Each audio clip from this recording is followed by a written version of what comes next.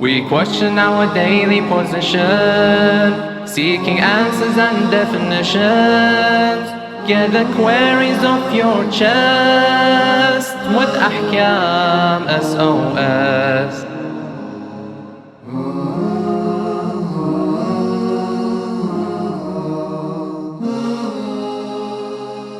Assalamu alaikum wa rahmatullahi wa barakatuh. Welcome to Ahkam SOS, the show that discusses Islamic duties and practices. This is a live show and we do take in your questions. So if you have a question you'd like to ask the Sheikh, please send it via the WhatsApp, the email address, or the telephone number. You can call into the live show and inshallah the Sheikh and I will do our best to answer all your queries. I'm your host, Muslim Shah, and joining me is Sheikh Ali Maash. Assalamu alaikum, Sheikhna. Assalamu alaikum wa rahmatullah. How are you this evening? Alhamdulillah. Shayna, we were talking about Hajj over the last couple of episodes, and we've been talking about different aspects of Hajj, the niyyah, the actual tariqah, the method of doing Hajj and so forth. And we did mention a little bit about the ihram, and when putting on the ihram, we talked about the maqab to go to, and the different depending on where you come from, the north, the south, the east, or the west, where to stop and do your ghusl and put on the ihram. We did touch a little bit on what you are not allowed to do while we're in the state of ihram. Inshallah, Shaykhna, can we continue and go into a little bit more detail on the acts that are forbidden to do while in the state of ihram? Inshallah. أعوذ بالله السميع العليم من الشيطان الرجيم. بسم الله الرحمن الرحيم. الحمد لله رب العالمين. وصلى الله على محمد وآله الطيبين الطاهرين ولعنة الله على أعدائهم أجمعين.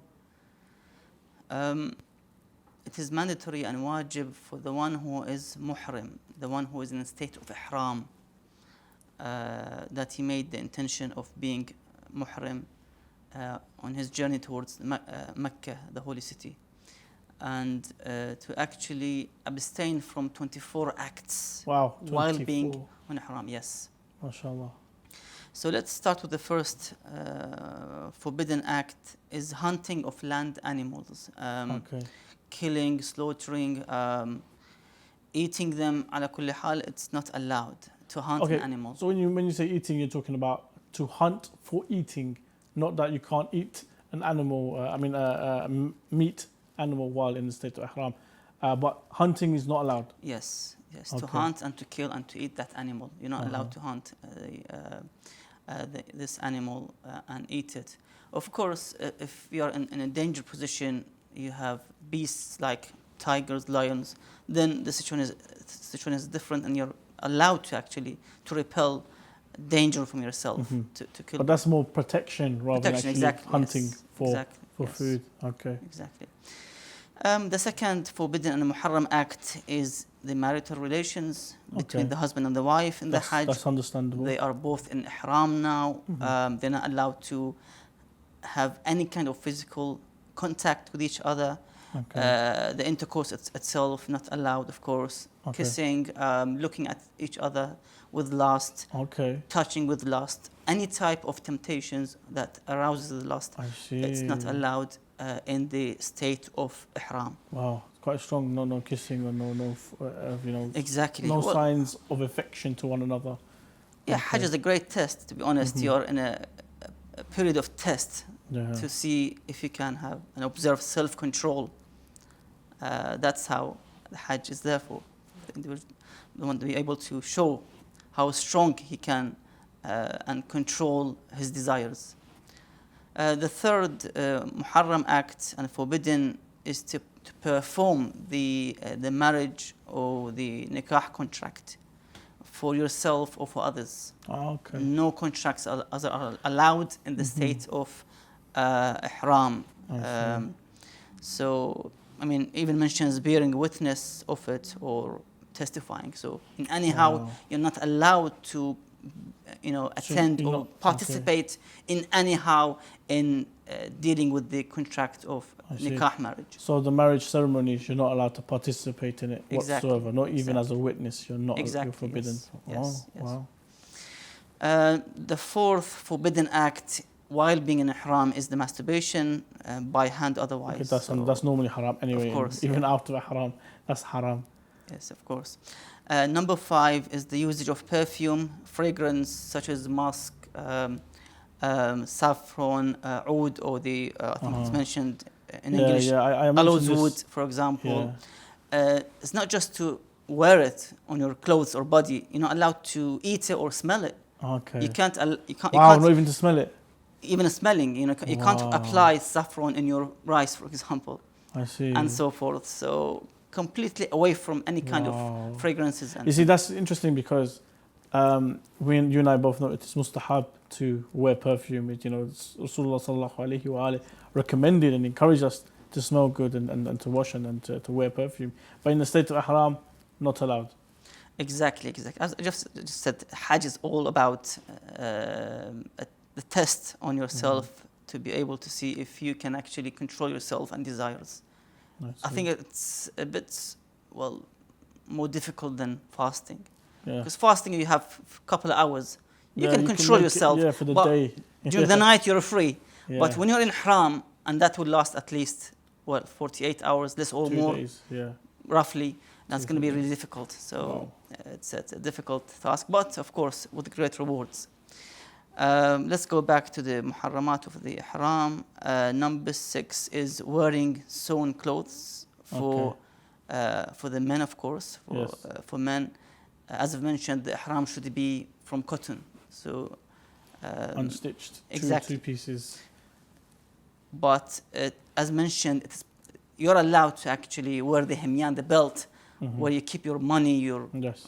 jewelry, for example, and so forth. You're allowed to have that belt to be sewn.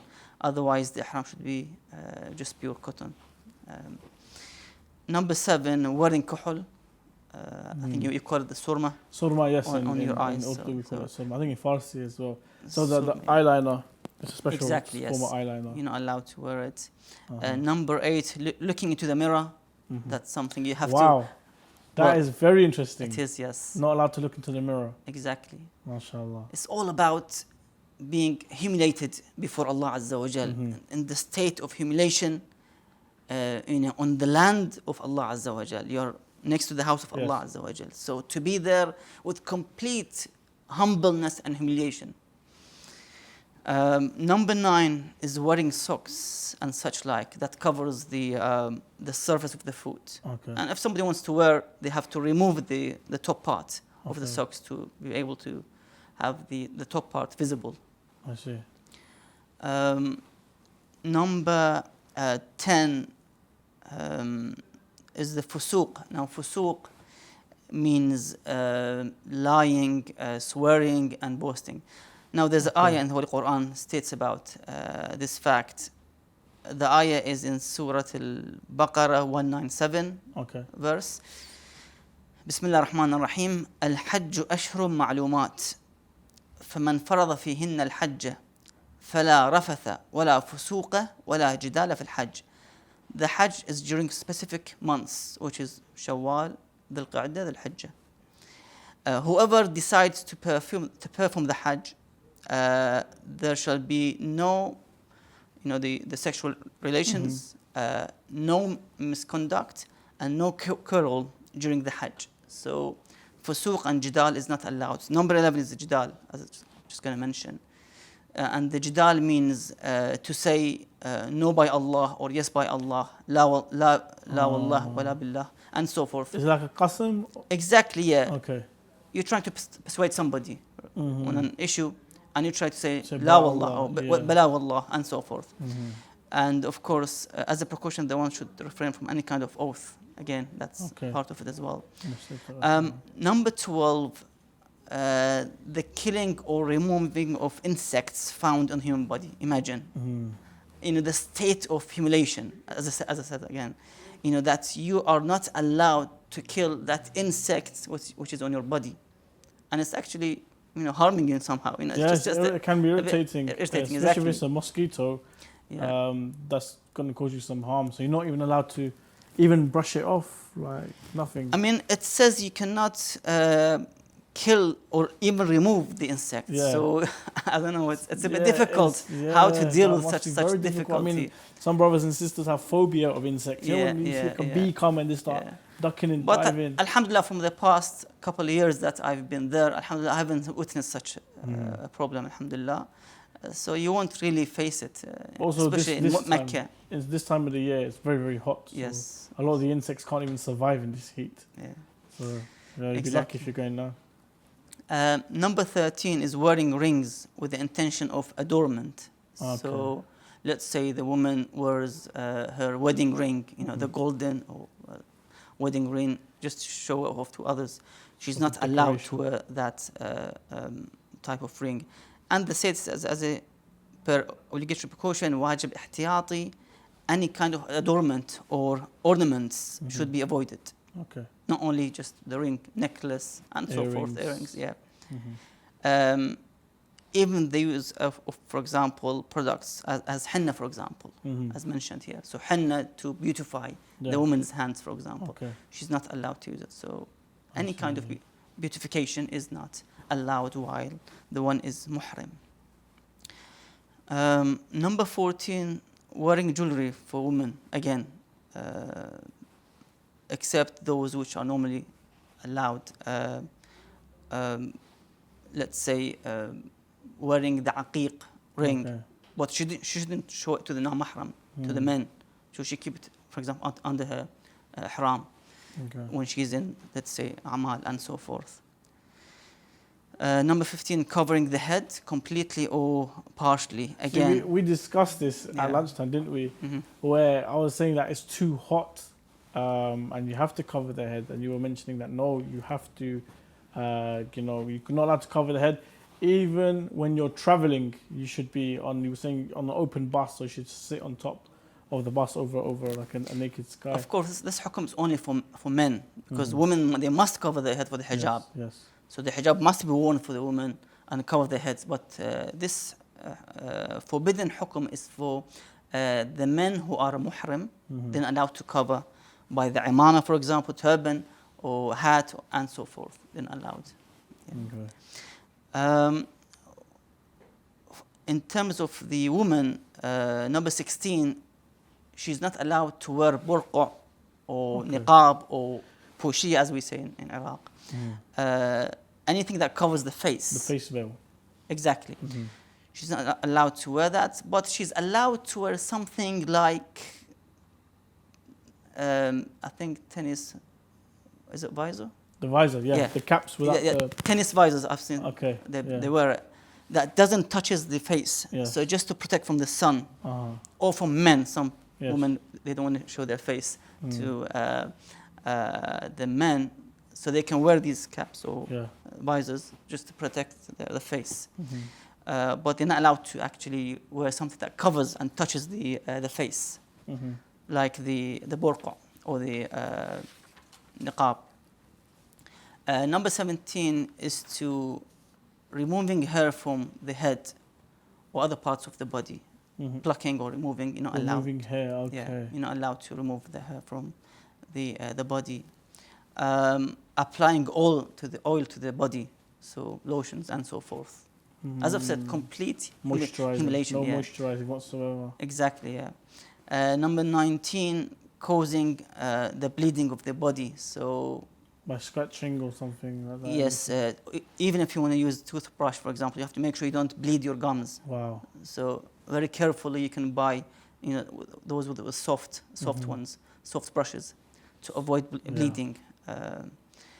Number 20, pulling a tooth that would cause bleeding. So if the tooth is wobbling, you shouldn't let it wobble, chew on the other side. Well, except if it's in a matter of urgency, yes, you can go to the hospital and remove it. But otherwise, you have to leave it if it doesn't harm.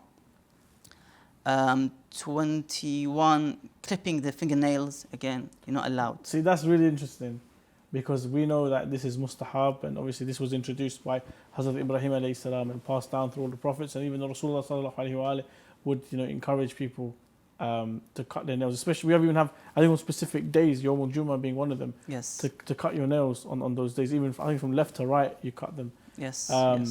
So in the state of ihram, you're not allowed to cut your nails. Not allowed. Yeah, you can do it before or after the ihram. When you take off the ihram, you can do it, or you can do it before the ihram, when you're in Medina, for example, or ala kulli hal, before you arrive in Mecca for the a'mal. 22 is to shelter in a shaded place while there's a moving vehicle. So in the bus, you're not allowed to be inside the bus sheltering. You have to sit over the bus. So when you wear ihram, you're not allowed. Otherwise, there's a kafara for it. This is basic for the men. Women can sit inside the bus, but the men should sit in a place without cover. That's actually one of the muharramat. Of course, you can shelter and cover in your own accommodation. That's fine. You know, the rooms, hotels. It's while that's traveling. fine. While moving, there's a moving vehicle traveling, exactly. 23, uprooting trees or any vegetation of the haram. And the haram means the holy city of Mecca. So you're not allowed to uproot any tree. Cut the tree in the holy city of Mecca. And lastly, 24, wearing arms such as guns. And you can't take guns and swords and such like. Weaponry. You're not allowed to wear any form of weaponry. Because it's a haram, amin haram. وَمَنْ دَخَلَهُ كَانَ آمِنًا. This haram is a peaceful, tranquil haram. A sanctuary of peace and tranquility, so you're not allowed to be in that state while you're muhrim. Wow, mashallah, ahsant. Shaykhna, we're going to go to a break, inshallah, and after the break, we'll continue our discussion on Hajj. Join us after the break. Assalamu alaikum wa rahmatullah wa barakatuh. Assalamu alaikum wa rahmatullah wa barakatuh. Welcome back to Ahkam SOS. Just a quick reminder to all our viewers that if you have any questions on any topic in regards to Islamic law, send in your questions via the WhatsApp, the email address, or alternatively, why not give us a call on the live show, and inshallah, me and the Shaykh will be able to answer any of your queries, inshallah. Assalamu alaikum, Shaykhna. Assalamu alaikum. Shaykhna, before, mashallah, we had a long list of the muharramat in regards to the ihram. And I have a question in regards to ihram come in via the email, and it says, according to His Eminence, the Grand Ayatollah Sayyid Sistani, Hafidhullah, is it permissible to put on the ihram for Hajj from the city of Jeddah? If not, what should one do since the plane lands in Jeddah? So this person's landing in Jeddah, wants to know if they in Jeddah, can they put on the ihram and head towards Mecca or Medina? Obviously, probably Mecca. Is this allowed according to Ayatollah Sayyid Sistani? And if not, what should he do? Bismillah ar-Rahman ar-Rahim. Well, Jeddah is not a miqat for the ihram, nor parallel with other miqats available.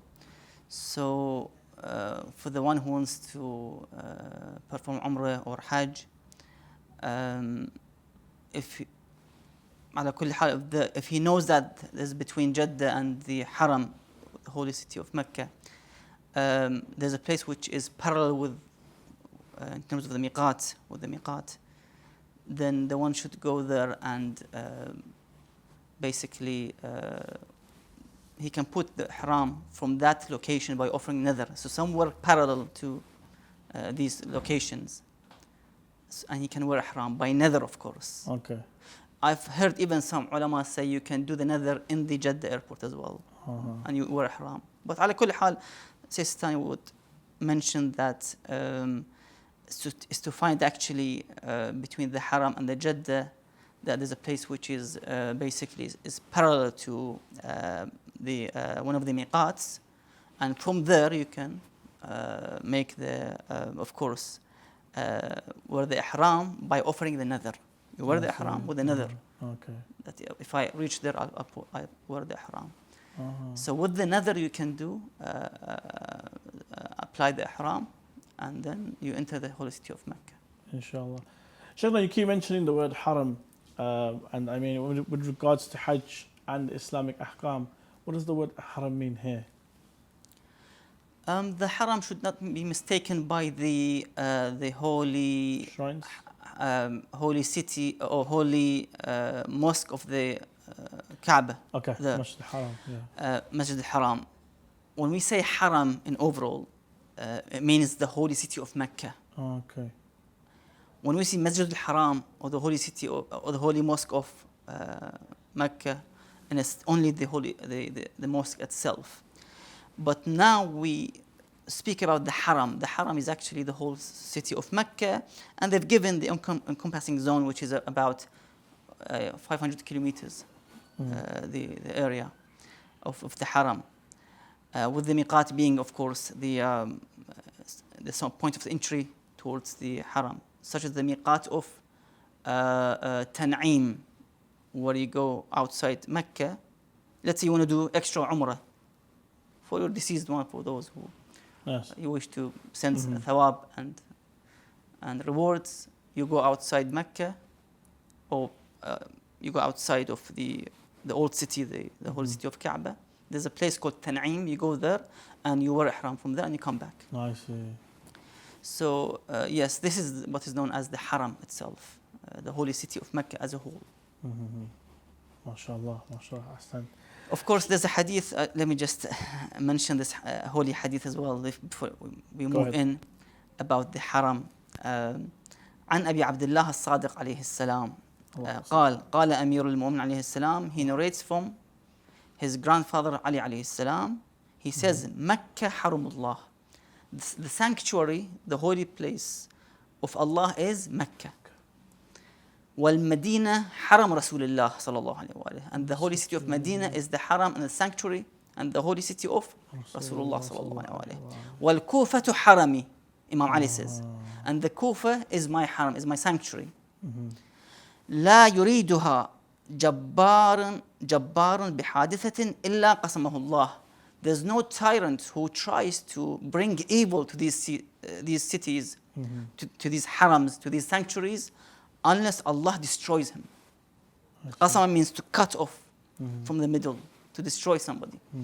Allah Azza wa Jalla would destroy those who wish to destroy these haram of Allah, of Rasulullah, and Imam Ali alayhi salam. And of course we read, in the Holy Quran, Surah Al-Fil. Bismillah ar-Rahman ar-Rahim. Alam tara kayfa fa'ala rabbuka bi ashab al-fil. Ashab al-fil, how were destroyed? They came with elephants to destroy the Kaaba and to wipe out the Kaaba and even the holy city of Mecca as a whole. But Allah Azza wa Jalla destroyed them with the ababil, the birds of ababil. They carried small stones or pebbles, and they destroyed the whole army of Abraha, because Abraha was the king. From Yemen he came all the way to destroy the Kaaba and the holy city of Mecca, and Allah destroyed him. So nobody is allowed to destroy and to break this sanctity and breach this sanctity of this holy city. MashaAllah, MashaAllah, excellent. Shaykhna, we've discussed the niyyah, we've discussed coming into Mecca, we've discussed having the right finances, we've discussed even putting on the ihram and where to put it on, what you're allowed to do, what you're not allowed to do wearing the ihram. What is the next step after the ihram? What do we do next? Well, having assumed that you now became muhrim with all the intention you made, in terms of the location, the miqat, you made the talbi, as we mentioned, the ihram itself, you were. Now it comes the turn of the tawaf for the umrah. So now we just entered the holy city of Mecca. Okay. Straight you go towards the holy mosque of Al-Haram, Masjid Al-Haram, to start your tawaf. So that's the first act. Okay, mashallah. I mean, before we go into the tawaf, just want to say, for those of you who haven't been, to see the Kaaba for the first time, it is very, very mesmerizing and very, very magical. If you can, you've been with someone before, if someone is there with you who's been before, close your eyes and ask that someone to take you close to the Kaaba, because you'll see it in the distance and it may spoil it because there's people and there's pillars in the way and so forth. Just ask someone to take you there, close your eyes, let them take you there, and they'll tell you the best opportunity to open your eyes and see it for the first time. You only get, your first time once to see the Kaaba, so please make it special and magical. Shaykhna, the next question is, how do we perform the tawaf? Well, initially, you make the intention again that atufu sab'at ashwat and so forth. At the end of the intention, qurbat Allah Ta'ala. It's very important because you're in every act, you're in Hajj or Umrah, you are in act of worship. So you must have the intention forward. Of course, the tawaf begins from the Hajar al-Aswad, the black stone, on your left side. Okay. So I think we go anti-clockwise, I remember isn't it? there is a red line on the floor and there's a laser or a green light Yeah, to show green you light, where exactly. to start from. Yeah. And that's where the black stone will be on Exactly. your left-hand side. So you start your tawaf from the black stone and 7 rounds, and you end the last round, the 7th one, up to the black stone as well. Mm-hmm. And of course, you have now completed your tawaf.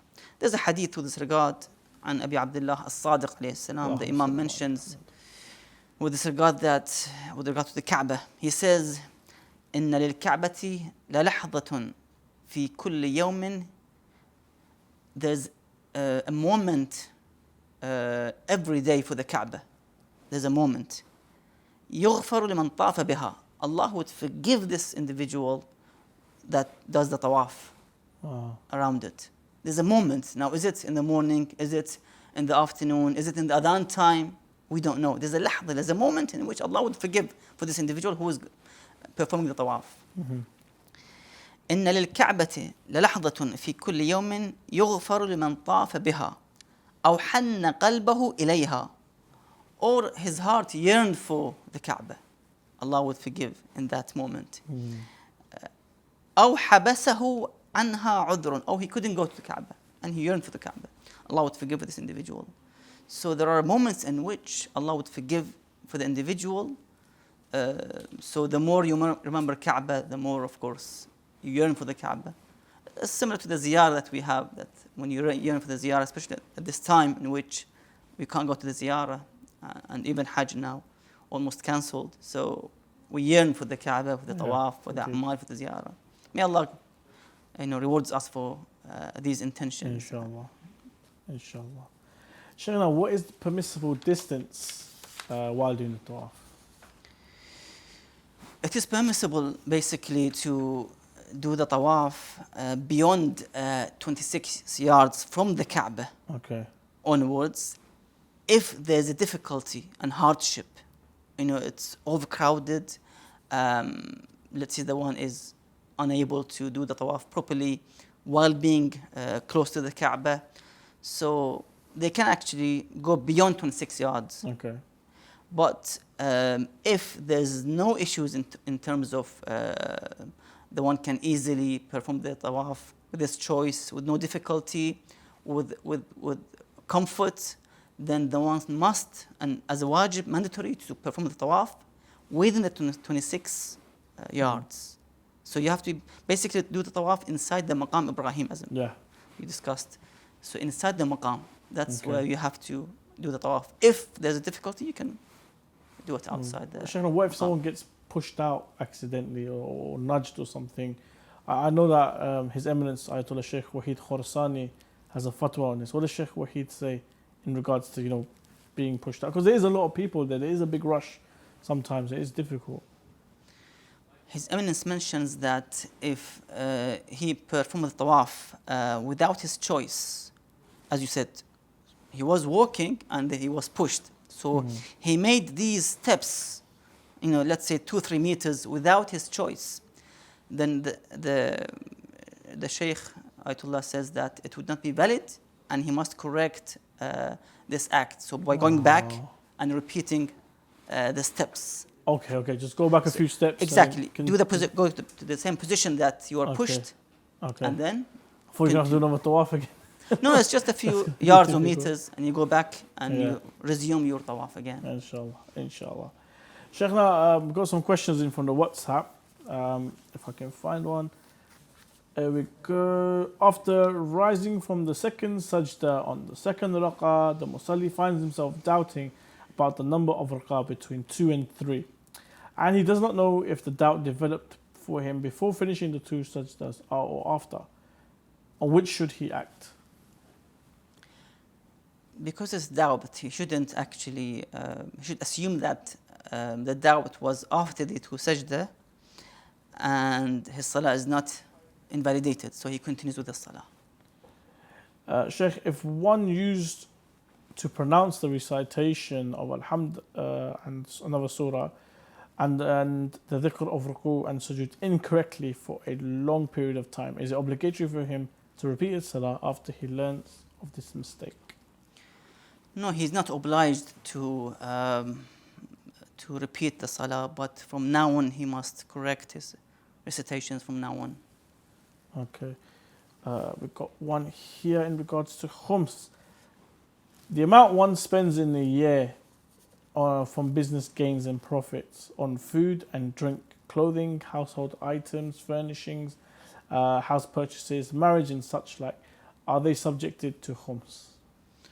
Not at all. If these are subject to, for example, being as ma'una, your daily or monthly expenditures, then they are not required for the one to pay khums on, unless the one is actually spending too much, extravagant, for example, in spending, he buys expensive cars, then of course on the excess there's a khumus. But if it's just not normal expenditure, that's fine. So you can spend on his daily food and drink and clothing needs, for example, and there's no khumus on them. But of course, on the yearly khumus, on the due date, the one should calculate how much is left over to pay khumus on.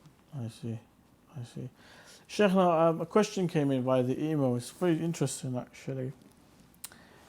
What is the ruling for learning butchery and cookery in vocational colleges in Europe, given that the individual may be given a pig to slaughter or cook its meat and serve it as it is customary here? Thus, is it permissible to attend and learn such a profession? So we've got butchery school, we've got cooking school here, and while chefs learn the art of butchery and cooking, sometimes it's, with a pig, I know we are very, very strict in regards to the laws to do with pigs. For example, we're not allowed to sell or purchase or even transport, similar with alcohol. So with the pig here, what is this individual to do? Well, there's no harm if he doesn't serve this pork meat on the table. Okay. He can do all these acts without serving on the table. All right. And there's no intention to serve it, let's say. So just to slaughter, that's fine. Just to cook it, that's fine. But he's not allowed to serve the plate in the front of the customer, be it a Muslim or well, Muslim is worse. But just imagine that it's a Muslim customer. Yeah. So it doesn't make difference. It's haram for both Muslim and non-Muslim customers. You cannot serve pork at all under no circumstances. My advice is to the brother, burn the food so no one's going to eat it, inshallah. Sheikhna, it is customary in Western societies for men and women to have relationships without a nikah or marriage contract. Therefore, it is permissible for a Muslim man to enter into the relationship with a woman from Ahl Kitab without performing a marriage with her? It is not permissible to have any kind of relationship with the opposite gender unless with a nikah contract, religious Islamic nikah, marriage contract. And of course, she must be unmarried. She must be, in other words, single, unmarried. And of course, to be a Muslim or from Ahl Kitab. It depends on the ulama who discuss about if we can get married to Ahl Kitab short or long term. Awesome. Sheikhna, thank you very much for tonight and for your input. And thank you to all of you for joining us, inshallah. Please remember us in your du'as, and me and the Sheikh will be back on Monday. If you have any questions you'd like to ask, it doesn't matter what topic it could be in, whether you find that topic strange, silly, or even taboo. It is our duty to answer all of these Islamic questions. You don't need to give your name. You don't need to give us where you're asking from. Just give us the question, and inshallah, me and the Sheikh will do our research and do the best we can to give you the answer. If you are a muqallid of a certain marja, no problem. We have contacts with the marja offices, the official contacts, and the official offices. We will speak to them, and inshallah, we'll do our best to get you your answer. Inshallah, join us again on Monday, 6:30 here on Imam Hussein TV. This has been Ahkam SOS. Assalamu alaikum wa rahmatullah wa barakatuh.